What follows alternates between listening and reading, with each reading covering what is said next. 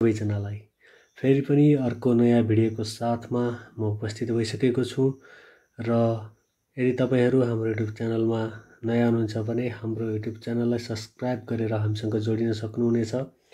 र आज पनि मैले नेपाल बैंक लिमिटेड तह 3 को गोल्ड टेस्टर परीक्षामा सोध्न सक्ने सम्भावित प्रश्न उत्तरहरू लिएर उपस्थित भएको छु र यो प्रश्न उत्तरहरू नेपाल बैंकको लागि मात्र नभइकन राष्ट्रिय वाणिज्य बैंकको प्रिटेस्ट परीक्षाको लागि पनि अति नै महत्त्वपूर्ण रहेको छ भने नेपाल बैंक लिमिटेडमा त धेरै पटक सोधिसकेको प्रश्नहरू पनि रहेको छ र तपाईहरुले यो भिडियो स्किप नगरिकन हेर्नु होला र यसलाई नोट गरेर पढ्नु होला कसरी हुन्छ।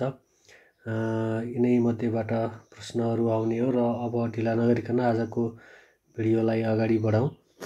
र आजको पहिलो प्रश्न रहेको छ, नेपालको संविधानको कतिवटा अनुसूचीहरूले राज्यको अधिकार वितरणलाई सङ्घ, प्रदेश र स्थानीय तहमा सूचीकृत गरेको छ भनेर सोधेको छ। नेपालको संविधानको कतिवटा अनुसूचीहरूले राज्यको अधिकार वितरणलाई सङ्घ, प्रदेश र स्थानीय तहमा सूचीकृत गरेको छ त भन्दाखेरिमा 5 वटा अनुसूचीहरूमा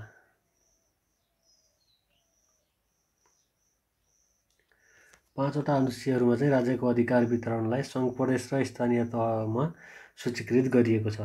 त्यस्तै गरी अर्को प्रश्न रहेको छ, नेपालमा सरकारको लगानी भएका वाणिज्य बैंकहरू कतिवटा रहेका छन् भनेर सोधेको छ र नेपालमा सरकारको लगानी भएका वाणिज्य बैंकहरू 3 वटा रहेका छन्।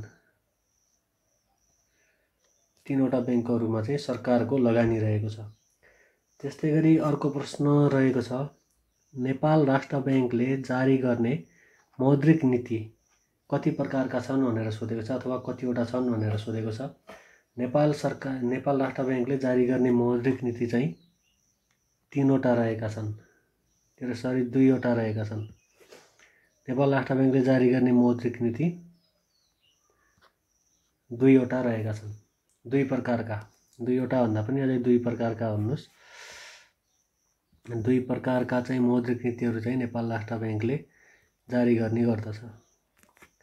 त्यस्तै गरी अर्को प्रश्न रहेको छ, CAR को पूरा रूप के हो भनेर सोधेको छ। यो पनि धेरै पटक सोधेको प्रश्न हो र CAR को पूरा रूप रहेको छ क्यापिटल एडक्वेसी रेसियो।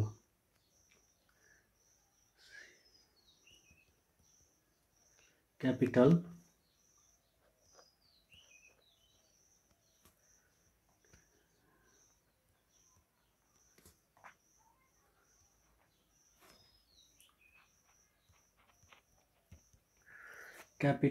एडक्वेसी रेसियो चाहिँ CAR को पूरा रूप रहेको छ र क्यापिटल एडक्वेसी रेसियोलाई चाहिँ नेपालीमा चाहिँ के भन्छ त भन्दाखेरिमा पुँजी पर्याप्त अनुपात भन्छ। यसलाई चाहिँ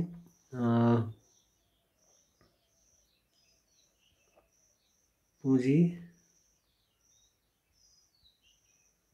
पर्याप्त अनुपात। यो चाहिँ नेपालीमा पनि याद गर्नु होला, कहिलेकाहीँ हामीलाई अप्सनमा नेपालीमा पनि दिएको हुनसक्छ र CAR को पूरा रूप चाहिँ क्यापिटल एडक्वेसी रेसियो र यसलाई चाहिँ नेपालीमा के भन्छ त पुँजी पर्याप्त अनुपात भन्दछन्। अब त्यस्तै गरी अर्को प्रश्न रहेको छ, चौथो पुस्ताको कम्प्युटरलाई के भनिन्छ भनेर सोधेको छ। चौथो पुस्ताको कम्प्युटरलाई चाहिँ माइक्रोचिप्स भनिन्छ।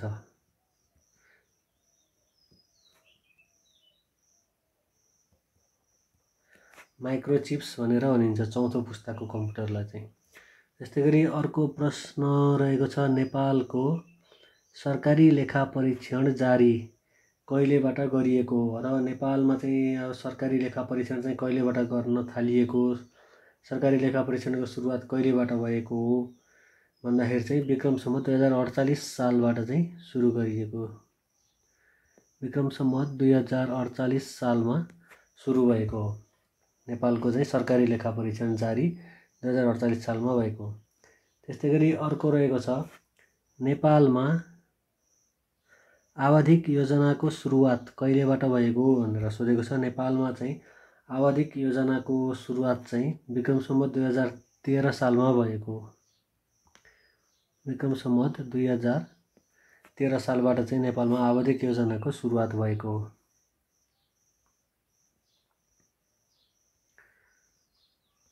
त्यस्तै गरी अर्को प्रश्न रहेको छ, गण्डकी प्रदेशमा कतिवटा जिल्ला रहेका छन् भनेको छ।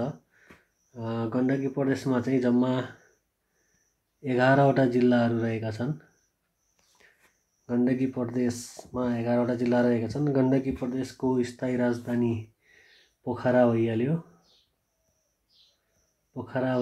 र गण्डकी प्रदेशको चाहिँ नामाकरण गण्डकी प्रदेश भनेर र राजधानी पोखरा हुने भनेर चाहिँ कहिले राखिएको थियो त भन्दा 2075 साल 3 महिना भनेको असारको चाहिँ 18 गते र 22 गते। त्यस्तै गरी अर्को रहेको छ, नेपालमा योगदानमा आधारित सामाजिक सुरक्षा योजना कहिलेबाट सुरु गरिएको भनेको छ। नेपालमा चाहिँ योगदानमा आधारित सामाजिक सुरक्षा योजना चाहिँ कहिलेबाट लागू गरिएको अथवा सुरु गरिएको भन्दा विक्रम सम्वत 2075 साल मङ्सिर 11 गतेबाट चाहिँ नेपालमा योगदानमा आधारित सामाजिक सुरक्षा योजना चाहिँ सुरु गरिएको हो। त्यस्तै गरी अर्को प्रश्न रहेको छ, बागमती नदीको लम्बाइ कति रहेको छ भनेको छ। बागमती नदीको लम्बाइ चाहिँ करिब 163 किलोमिटर रहेको छ। 163 किलोमिटर रहेको छ बागमती नदीको लम्बाइ। त्यस्तै गरी अर्को प्रश्न रहेको छ, बैंक तथा वित्तीय संस्था सम्बन्धी ऐन 2073 अनुसार लेखा परीक्षण गराएको वित्तीय विवरणमा कम्तीमा कतिजना सञ्चालकको सही हुनुपर्दछ भनेर सोधेको छ। बैंक तथा वित्तीय संस्था सम्बन्धी ऐन 2073 अनुसार चाहिँ लेखा परीक्षण गराएको वित्तीय विवरणमा कम्तीमा कतिजना सञ्चालकको सही हुनुपर्दछ अथवा भन्दाखेरिमा कम्तीमा चाहिँ 2 जना सञ्चालकको चाहिँ सही हुनुपर्दछ। 2 जना सञ्चालकले चाहिँ सही गरेको हुनुपर्दछ लेखा परीक्षण गराएको वित्तीय विवरणमा। त्यसै गरी अर्को प्रश्न रहेको छ, सुनको पैसा प्रचलनमा ल्याउने को हुन् भनेर सोधेको छ। सुनको पैसा प्रचलनमा चाहिँ कसले ल्याएका हुन् त भन्दाखेरिमा रत्न मल्लले चाहिँ सुनको पैसा चाहिँ प्रचलनमा ल्याएका हुन्। त्यस्तै गरी अर्को चाहिँ के रहेको छ त भन्दा रत्न मल्लले नै अर्को चाहिँ के त तामाको पैसा पनि प्रचलनमा ल्याएका हुन्। रत्न मल्लले सुनको पैसा पनि रत्न मल्लले प्रचलनमा ल्याएका हुन्। त्यस्तै गरी अर्को याद गर्नुहोस्, यो तामाको पैसा प्रचलनमा ल्याउने को हुन् भने पनि रत्न मल्ल नै रहेका छन्। त्यस्तै गरी अर्को प्रश्नमा रहेको छ, पशुपतिनाथलाई अर्को के नामले चिनिन्छ भनेको छ। पशुपतिनाथलाई चाहिँ अर्को पारसनाथको नामले चिनिन्छ। पारसनाथ, पशुपतिनाथको अर्को नाम चाहिँ पारसनाथ रहेको छ। त्यस्तै गरी अर्को प्रश्न रहेको छ, एसियाली विकास ब्याङ्कको प्रधान कार्यालय कहाँ रहेको छ भनेको छ। एसियाली विकास ब्याङ्कको प्रधान कार्यालय चाहिँ फिलिपिन्समा रहेको छ।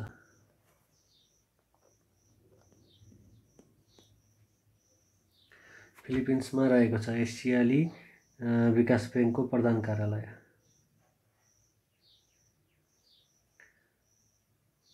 त्यस्तै गरी अर्को प्रश्न रहेको छ, जनमत सङ्ग्रह सम्बन्धी व्यवस्था नेपालको चाहिँ संविधानको कति धारामा व्यवस्था गरिएको छ भनेर सोधेको छ। जनमत सङ्ग्रह सम्बन्धी व्यवस्था चाहिँ नेपालको संविधानको धारा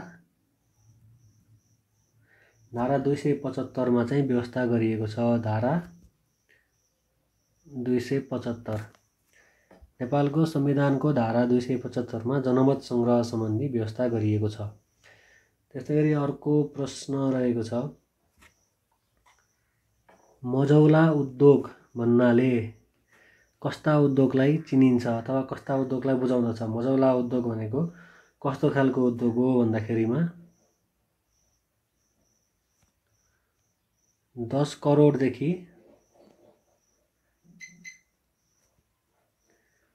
25 करोडसम्म 10 करोडदेखि 25 करोडसम्म लगानी भएको 10 करोडदेखि 25 करोडसम्म लगानी भएको उद्योगलाई चाहिँ मझौला उद्योग भनिन्छ। त्यस्तै गरी अर्को प्रश्न रहेको छ बजार अर्थव्यवस्थालाई अर्को कुन नामले चिनिन्छ भनेको छ।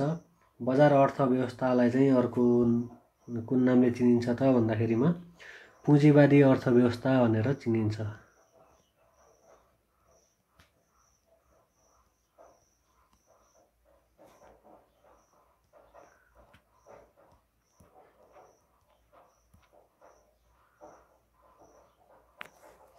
बजार अर्थव्यवस्थालाई अर्को पुँजीवादी अर्थव्यवस्था भनेर पनि चिनिन्छ अथवा बुझिन्छ। त्यस्तै गरी अर्को प्रश्न रहेको छ नोट निष्कासन गर्दा राखिने सम्पत्तिमा सुन र चाँदी चाहिँ कति चाहिँ धरौटी अथवा सुरक्षण राख्नु पर्दछ भनेको छ। नोट निष्कासन गर्दा चाहिँ कति प्रतिशत सुन चाँदी चाहिँ राख्नु पर्दछ त भन्दाखेरिमा सुरक्षण बाबत चाहिँ अथवा धरौटी बाबत चाहिँ 50% राख्नु पर्दछ। नोट निष्कासन गर्दा चाहिँ 50% नोट निष्कासन गर्दा राखिने चाहिँ सम्पत्तिमा चाहिँ सुन चाँदी 50% राखिन्छ। त्यस्तै गरी अर्को रहेको छ अधिविकर्ष कुन ब्याङ्कले गर्ने कार्य हो भनेको छ। अधिविकर्ष सम्बन्धी कार्य चाहिँ कुन ब्याङ्कले गर्दछ त भन्दाखेरिमा वाणिज्य ब्याङ्कहरूले गर्दछन्।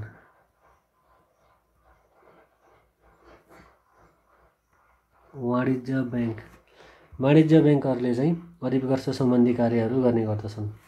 त्यस्तै गरी अर्को रहेको छ ग्रामीण स्वावलम्बन कोषको सञ्चालक समितिको अध्यक्ष को रहने व्यवस्था रहेको छ भनेको छ। ग्रामीण स्वावलम्बन कोषको सञ्चालक समितिको अध्यक्ष चाहिँ अर्थ सचिव।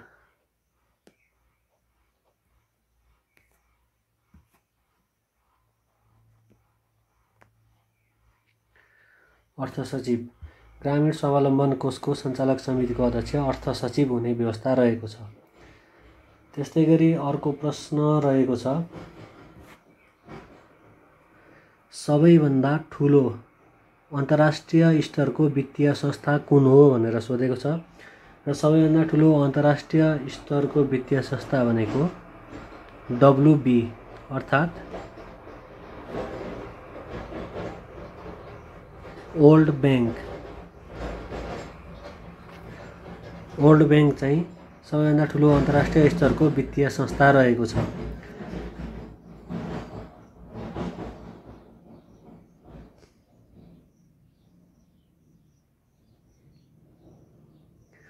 त्यस्तै गरी अर्को प्रश्न रहेको छ 4 देखि 10 वटा जिल्लासम्मको कार्यक्षेत्र भएको ग वर्गको वित्तीय संस्थाको चुक्ता पुँजी कति हुनुपर्ने व्यवस्था रहेको छ भनेर सोधेको छ।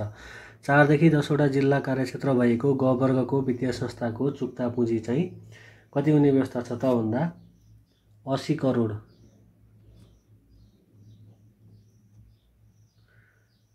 80 करोड चाहिँ चुक्ता पुँजी हुनुपर्ने व्यवस्था रहेको छ। त्यस्तै गरी अर्को प्रश्न रहेको छ वाणिज्य ब्याङ्कलाई कस्तो कम्पनी भनिन्छ भनेर सोधेको छ। वाणिज्य ब्याङ्कलाई चाहिँ कस्तो कम्पनी भनिन्छ त भन्दाखेरिमा पब्लिक लिमिटेड कम्पनी भनिन्छ।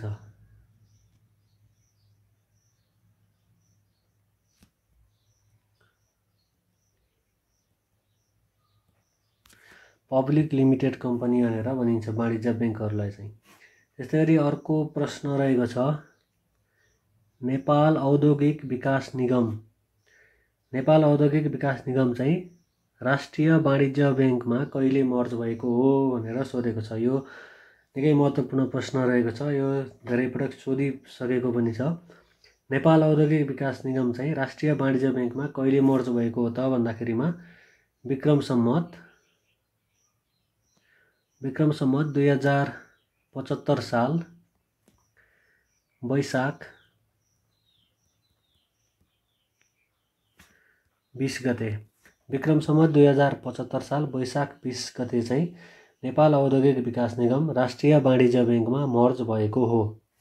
त्यस्तै गरी अर्को प्रश्न रहेको छ, विश्वमा आधुनिक ब्याङ्किङ प्रणालीको विकास कहिलेदेखि भएको अथवा आधुनिक ब्याङ्किङ प्रणालीको सुरुवात चाहिँ कहिलेबाट भन्दा पनि कहाँबाट भएको हो भनेर सोध्ने गर्दछ र विश्वमा आधुनिक ब्याङ्किङ प्रणालीको विकासको सुरुवात चाहिँ बेलायतबाट भएको थियो। बेलायतबाट। त्यस्तै गरी अर्को प्रश्न रहेको छ, सारङ्गी बजाउन प्रयोग गरिने लट्ठीलाई के भनिन्छ भनेर सोधेको छ। सारङ्गी बजाउन प्रयोग गरिने लट्ठीलाई गज भनिन्छ। सारङ्गी बजाउन प्रयोग गरिने लट्ठीलाई गज भनिन्छ। त्यस्तै गरी अर्को रहेको छ, सुदूरपश्चिम प्रदेशमा कतिवटा नगरपालिका रहेका छन् भनेको छ। सुदूरपश्चिम प्रदेशमा चाहिँ जम्मा 33 वटा नगरपालिका रहेका छन्। सुदूरपश्चिम प्रदेशमा 33 वटा नगरपालिका रहेका छन्। त्यस्तै गरी अर्को रहेको छ, आइएसओ चिन्ह पाउने पहिलो जलविद्युत परियोजना कुन हो भनेर सोधेको छ। आइएसओ चिन्ह पाउने पहिलो जलविद्युत परियोजना चाहिँ बुटवल पावर कम्पनी रहेको छ। बुटवल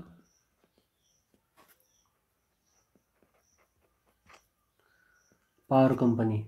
बुटवल पावर कम्पनीले चाहिँ आइएसओ चिन्ह चाहिँ प्राप्त गरेको थियो। पहिलो चाहिँ जलविद्युत परियोजना रहेको छ।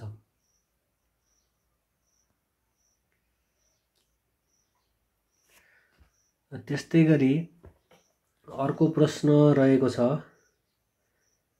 नेपालको कुन आवधिक योजनादेखि वैदेशिक ऋण लिन सुरु गरिएको हो भनेर सोधेको छ। नेपालमा चाहिँ कुन आवधिक योजनादेखि चाहिँ वैदेशिक ऋण लिन थालिएको सुरु गरिएको भन्दाखेरिमा चौथो आवधिक योजनादेखि। चौथो आवधिक योजना।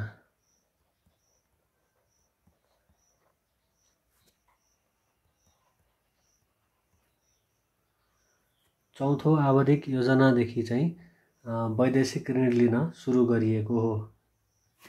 त्यस्तै गरी अर्को प्रश्न रहेको छ, नेपाल राष्ट्र ब्याङ्क ऐन 2058 को पहिलो संशोधन कहिले भएको थियो भनेर सोधेको छ। नेपाल राष्ट्र ब्याङ्क ऐन 2058 को पहिलो संशोधन चाहिँ विक्रम सम्वत 2063 साल। विक्रम सम्वत 2063 साल कार्तिक